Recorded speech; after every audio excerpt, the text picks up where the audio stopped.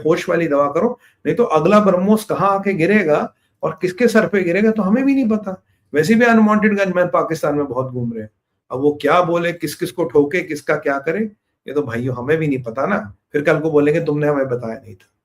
ये तो रहा साहब पाकिस्तान का बाबरी जंग। अब जरा चलते यूएस का एनएसडी और नोबेल प्राइज, ये क्या कहानी। मैं आपको हमेशा से कहता रहा कि People's Republic of China America का नंबर 1 शत्रु है और हमेशा रहेगा। डोनाल्ड ट्रंप कुछ भी कहता रहे, डोनाल्ड ट्रंप कुछ भी गुलाटियां मारता नहीं चलेगा। अब मैं कल आपसे जुड़ नहीं पाया, कल पुतिन साहब वाली मुलाकात थी, पर I am sorry for that, मैंने कहा तबियत बहुत खराब थी, I was not in a position to talk, otherwise you know I will never miss a show. तो कल क्या हुआ साहब, कल जब परसों पुतिन साहब यहाँ थे तो उसी रात को अमेरिका में एक घटना घटती है चुपचाप। और जब पुतिन साहब कल जाने वाले थे तो एक खबर आती है कि भाई अमेरिका कह रहा है कि मैं तो ट्रेड डील करने को तैयार हूं, अगले हफ्ते मेरी डेलीगेशन आ रही है। और थोड़ी देर पहले खबर आई कि ट्यूसडे वेडनेसडे को उनकी डेलीगेशन यहाँ लैंड करी। किस लिए लैंड करी जनाब? लैंड कर रही है कि भारत के साथ हमें ट्रेड डील कंप्लीट करनी है फटाफट। मैंने कहा हे भगवान, ये हृदय परिवर्तन कैसे हो गया? पुतिन मोदी सम्मेलन का क्या इतना बड़ा झटका लग गया कि अमेरिका में सल्तनत हिल गई? मैं कहा यार कुछ तो हुआ है अमेरिका, कुछ तो कहानी हुई है अमेरिका में, क्या हो गया अचानक अमेरिका में इतना बड़ा झटका लग गया। मैं कहा चलो कोई बात नहीं, पता करते हैं। तो पहले तो उनका ये, मैंने कहा यार ये मोदी जी का और पुतिन का फोटो देख के शायद डोनाल्ड ट्रंप घबरा गया। फिर पता लगा जब पुतिन साहब यहां थे उसी रात को जनाब वहां एक नया नेशनल सिक्योरिटी डॉक्यूमेंट जारी हुआ। अब ये national security document Donald John Trump ने जारी किया। पिछला national security document Joe Biden ने निकाला था। अब आपको जानते हैं कि नेशनल सिक्योरिटी डॉक्यूमेंट जो होता है 4-4 साल के लिए निकलता है, it comes for every 4 years, ये हर 4 साल बाद नया निकलता है। पुराना डॉक्यूमेंट जो बाइडेन ने निकाला था, ये डॉक्यूमेंट डोनाल्ड ट्रंप निकाला। अब मैंने इस डॉक्यूमेंट का अध्ययन किया, इस डॉक्यूमेंट में निकला क्या? इस डॉक्यूमेंट में पहली चीज जो निकली है वो ये है कि चाइना आपका सबसे बड़ा थ्रेट है और अगर आपको वर्ल्ड ऑर्डर बचाना है, डेमोक्रेसीज को बचाना है, 55% ऑफ द ग्लोबल जीडीपी अभी इंडियन ओशन से पास करता है। 15 ट्रिलियन से डॉलर से ज्यादा की वेल्थ इंडियन ओशन में है। और अगर आपको वर्ल्ड ऑर्डर को बचाना तो क्वाड को सबसे पहले मजबूत कर लो, क्वाड को सबसे पहले मजबूत कर लो। और इंडिया को आपको एक सुपर एलाई, एक सुपर मोस्ट फेवर्ड एलाई और एक स्ट्रेटेजिक पार्टनर बनाने की आवश्यकता है। उसके बिना आपका काम नहीं चलेगा। जो मैं आपको हमेशा से कहता रहा कि अगर चाइना को काउंटर करना है और चाइना को साउथ चाइना सी में से बाहर जाने नहीं निकलना है तो you must have alliances with India, Japan and south Korea from a naval perspective. Naval perspective से आपको अलायंसेस को मजबूत करना पड़ेगा क्योंकि आप अकेले उसे नहीं संभाल पाओगे। मैंने एक व्लॉग भी किया था पीछे, how is Japan going to be the tipping point, कहता आप अकेले नहीं संभाल पाओगे, आपको ये करना पड़ेगा। फिलहाल ताइवान पे आपको भिड़ने की जरूरत नहीं, ताइवान पे डिस्टेंस बनाओ, मत भिड़ो। और ये जो आपका सारा क्षेत्र है इसमें India becomes a very pivotal force. India के बिना इंडो पैसिफिक कमांड वगैरह सब बेकार है, आपको इंडिया से रिलेशन सुधारने पड़ेंगे, not for America's good, only for the good of democracies. और भाइयों मैं आपको एक और चीज कहता था भाइयों बहनों, यूरोप के परिप्रेक्ष्य में मैंने कहा भाई यूरोप है लाइबिलिटी।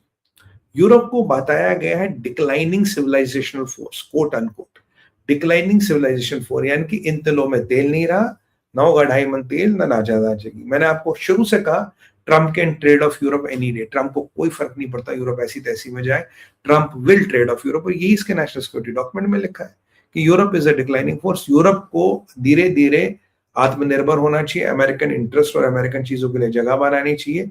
यूरोप को धीरे धीरे अपनी सुरक्षा खुद करनी चाहिए क्योंकि 10-15 साल बाद जो नेटो के मेंबर्स होंगे may be they are non European members, क्योंकि यूरोप हो सकता है नेटो को अफोर्ड ही ना कर पाए। और नेटो भी एक परपेचुअल गारंटी नहीं, परपेचुअली एक्सपेंडिंग फोर्स नहीं कि हर एक नेटो में घुसो, ऐसा नेटो में नहीं होगा।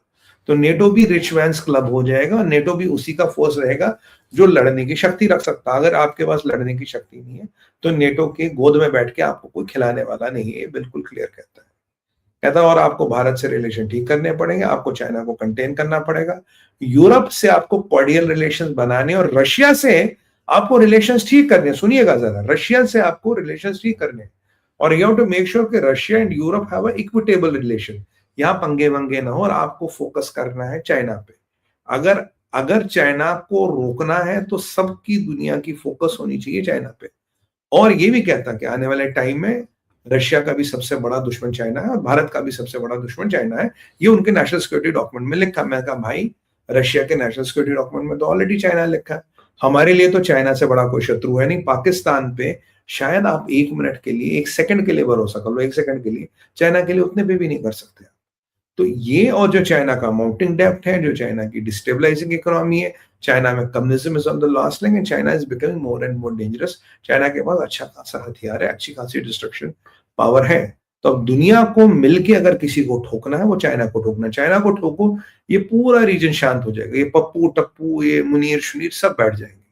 और ये, तो ये डॉक्यूमेंट देख के काफी हलचल मच गई है कि, और ये डॉक्यूमेंट जो है डोनाल्ड जॉन ट्रम्प का डॉक्यूमेंट है, ये डॉक्यूमेंट किसी बाइडेन का नहीं है। और उसके ऊपर एक सीआईए का अफसर है माइकल रूबिन ने एक इंटरव्यू दिया, उसने ओवरवाट लगा दी। सबसे पहले माइकल रूबिन कहता भाई एक बात बताओ, डोनाल्ड ट्रंप को तो नोबेल प्राइज मिलना चाहिए। कहता भाई साहब क्यों? कहता डोनाल्ड ट्रंप को नोबेल प्राइज इसलिए मिलना चाहिए जो भारत और रशिया को उसने साथ लाया है, जो भारत और रशिया की दोस्ती को एक नए आयाम पे ले गया है, जो भारत और रशिया की कॉपरेशन एक नए लेवल पे पहुंच गई, उसका पूरा श्रेय जाता है श्रीमान डोनाल्ड ट्रंप साहब। तालियां बजी। कह रहा जो पुतिन का स्वागत भारत में हुआ, दैट हैज अपसेट एवरीथिंग। मैं आपको यही कह रहा था कल, बड़ा मजा आता, कल मैं आ नहीं पाया, सॉरी। पुतिन का जो अपसेट रिजल्ट, जो स्वागत भारत में हुआ, भारत क्या, Bharat is rated number 3 by Asian global power index, और किसी भी मापदंड से देखो नंबर 3 नंबर 4 पे भारत आता है। कि जब पुतिन का ये स्वागत हुआ, सत्कार हुआ भारत में, तो जो तुमने और यूरोप ने एक प्रोपेगेंडा बनाई थी, भाई ये पराया है, इज अ बुचर, ये ऐसा है, इज अ किलर, ये सब खत्म। अगर भारत पुतिन को रिकॉग्नाइज करता तो तुम्हारी औकात ही नहीं बची, क्योंकि पुतिन जो है एक बहुत बड़ी शक्ति और भारत एक बहुत बड़ी शक्ति है। भारत एक जियोपॉलिटिकल पोल है। अगर भारत ने रिकॉग्नाइज कर लिया, भारत में जो सम्मान पुतिन को मिला, तुम्हारी सारी प्रोपेगेंडा ध्वस्त हो गई है। 150 करोड़ लोग स्वागत कर रहे हैं, पूरा दुनिया देख रही, पूरी जियोपॉलिटिक्स है। मोदी जी और पुतिन की बोनहामी देखिए, फॉर्च्यूनर में बैठ के जा रहे हैं, लंच हो रहा, 21 तोपों की सलामी मिल रही है। अमेरिका थोड़ी ना कि मोहम्मद बिन सलमान को सलामी मिलेगी। कह रहा जो पुतिन को मिला इज्जत, that has shattered every imagination of yours. कह रहा और आज ट्रंप ने जो सबसे बड़ी गलती कर दी, he chose Pakistan over Bharat.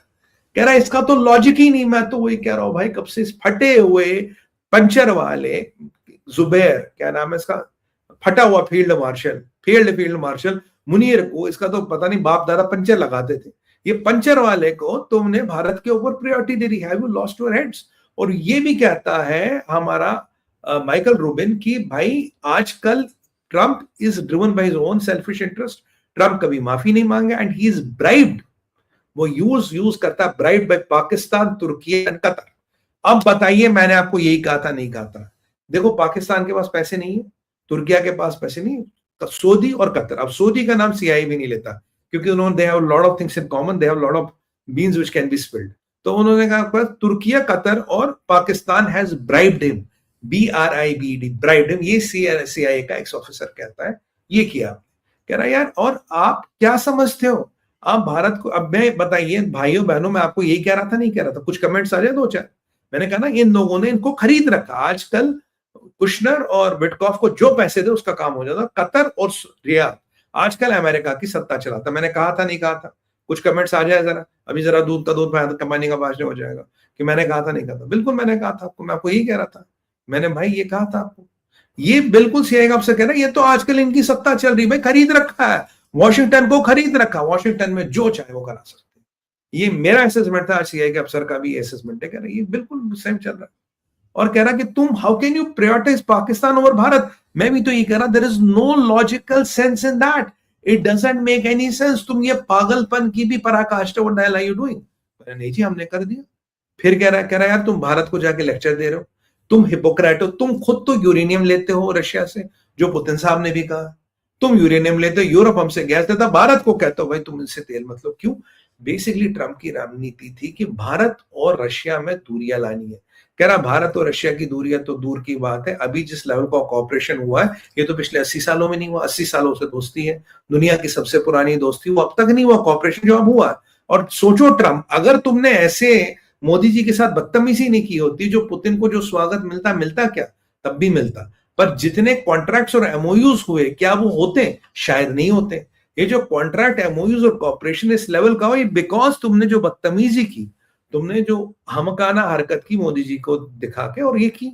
और पुतिन साहब क्या बोले, बोला मोदी तो ऐसा, भैया मोदी पे किसी का प्रेशर ही नहीं चलता, there is nobody who can pressurise Modi. और सीआईए की एक रिपोर्ट ऑलरेडी है कि मोदी को तुम खरीद नहीं सकते, और मोदी को तुम खरीद नहीं सकते, मोदी झुक नहीं सकता, ना न बिक सकता ना झुक सकता। आप क्या कर लोगे मोदी का? मोदी खड़ा है।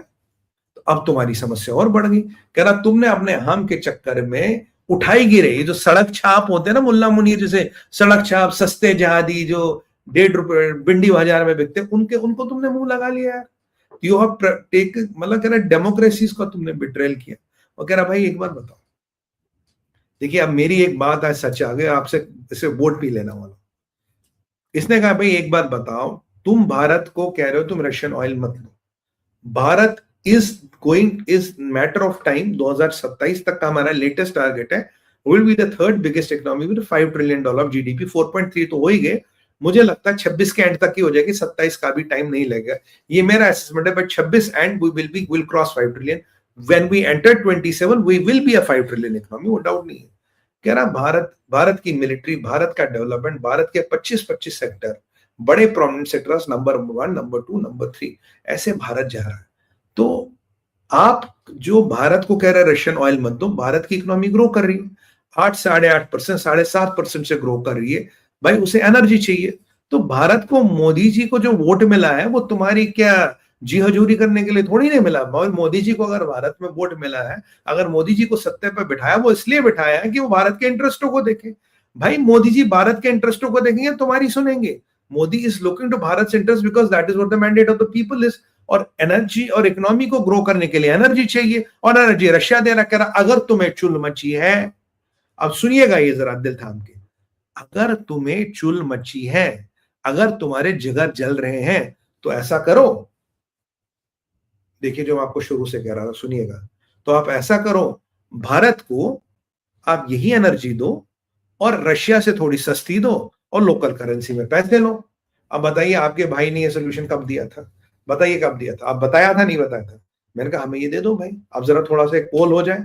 बताया था मैंने आपके, मैंने कहा हमें रशिया से सस्ती एनर्जी दो, कीमत पे लो। क्योंकि पुतिन साहब ने तो बोला 96% अभी जो सेटलमेंट्स हो रही है और लोकल करेंसी में हो रही है, 96%। आप हमसे रुपयों में लो माल और $10 $5 सस्ता दो रशिया से, आपसे उठा लेंगे माल। कहा था नहीं कहा था बताइए? ये कितना देर पहले मैंने